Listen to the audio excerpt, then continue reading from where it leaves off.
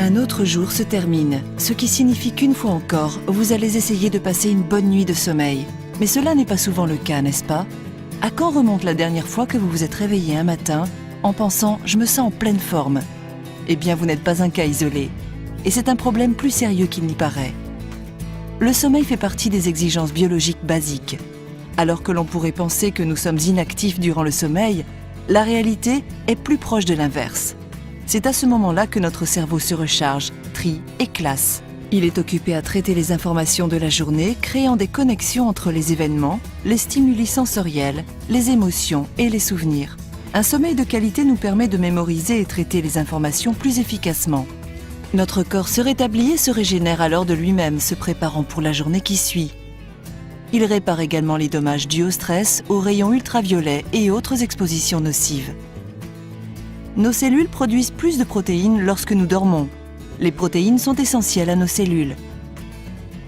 Le sommeil est aussi important que l'air que nous respirons, la nourriture que nous mangeons et l'eau que nous buvons.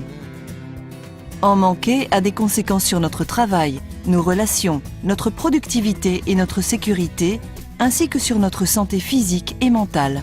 Et cela est vrai à tout âge. Vous n'en ressentez peut-être pas les effets lorsque vous êtes jeune, mais cela vous rattrapera avec l'âge. Nous avons besoin de sommeil pour survivre. Mais est-ce qu'une bonne nuit de sommeil se définit par la quantité de sommeil que nous avons? Ceci est important. Les experts recommandent entre 7 et 9 heures de sommeil. Mais le temps que nous passons à dormir est considérablement affecté par notre style de vie moderne. Alors nous essayons de faire avec moins de sommeil. L'horrible vérité est que même si la société a changé, nos corps, eux, n'ont pas changé. Un problème que l'on oublie souvent est la qualité du sommeil. De combien de temps de sommeil bénéficions-nous réellement pendant ces 7 à 9 heures, voire moins? Selon la National Sleep Foundation, plus de 70 millions d'Américains souffrent de problèmes de sommeil, divisés également entre adultes et enfants. Plus de la moitié d'entre eux considèrent que c'est un problème chronique. Si en tant que société, nous diminuons notre temps de sommeil et nous diminuons aussi la qualité de ce sommeil, nous devons nous attendre à de gros ennuis. Des troubles du sommeil non traités ont été liés à l'hypertension, aux maladies cardiaques, aux congestions cérébrales, à la dépression, au diabète et autres maladies chroniques. Aïe! Mais lorsque nous avons assez de sommeil réparateur, nos vies prennent une meilleure tournure. Nous nous réveillons reposés, prêts à affronter la journée. Nous avons plus d'énergie, moins de stress.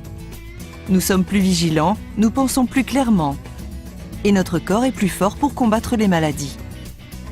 Seulement vous pouvez contrôler la quantité de sommeil que vous avez. Pour une bonne santé, allouez-vous un temps de sommeil suffisant.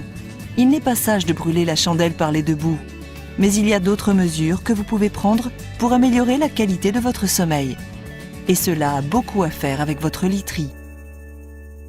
Votre lit devrait vous apporter soutien et circulation. Il devrait permettre à votre corps de respirer.